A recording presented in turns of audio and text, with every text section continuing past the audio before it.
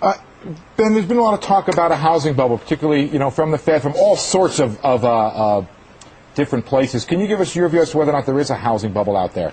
Well, unquestionably, housing prices are up quite a bit. I think it's important to note that fundamentals are also very strong. We've got a growing economy, jobs, incomes. We've got very low mortgage rates. We've got demographics supporting housing growth. We've got restricted supply in some places. So it's certainly understandable that the prices would go up some. I don't know whether prices are exactly where they should be, but I think it's fair to say that much of what's happened is supported by the strength of the economy. Tell me, what is the worst case scenario? So we have so many economists coming on our air and saying, oh, this is a bubble and it's going to burst and this is going to be a real issue for the economy. Some say it could even cause a recession at some point. What is the worst case scenario if, in fact, we were to see prices come down substantially across the country? Well, I guess I don't buy your premise. It's a pretty unlikely possibility. We've never had a decline in house prices on a nationwide basis.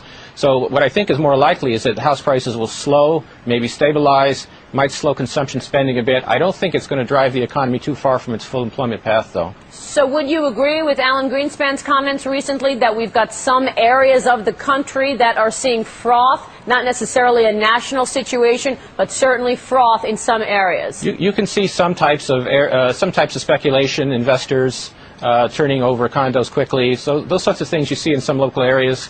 I'm hopeful that, and I'm confident, in fact, that the bank regulators will pay close attention to the kinds of loans that are being made, making sure that underwriting is done right. But I do think that this is mostly a localized problem and not something that's going to affect the national economy.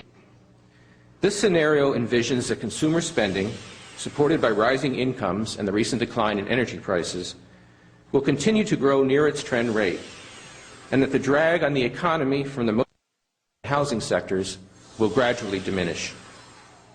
The motor vehicle sector may already be showing signs of strengthening. After having cut production significantly in recent months in response to the rise in the inventory of unsold vehicles, automakers appear to have boosted the assembly rate a bit in November, and they have scheduled further increases for December. The effects of the housing correction on real economic activity are likely to persist into next year, as I've already noted. But the rate of decline in home construction should slow as the inventory of unsold new homes is gradually worked down.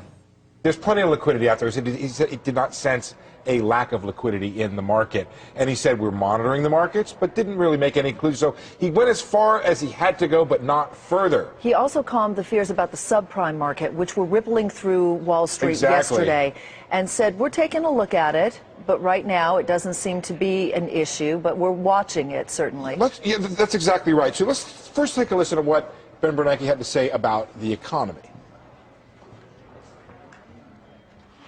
So we expect moderate growth going forward. We believe that if the housing sector begins to stabilize, and if some of the inventory corrections that are still going on in manufacturing begin to be completed, that there's a reasonable possibility that we'll see some strengthening of the economy sometime during the middle of the year. He went on to talk about the subprime market. Another fear yesterday was that there'd be contagion, but not in the eyes of Ben Bernake.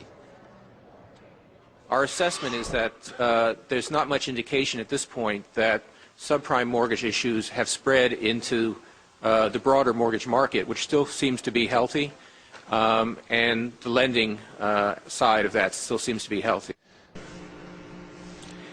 The pace of home sales seems likely to remain sluggish for a time, partly as a result of some tightening in lending standards and the recent increase in mortgage interest rates.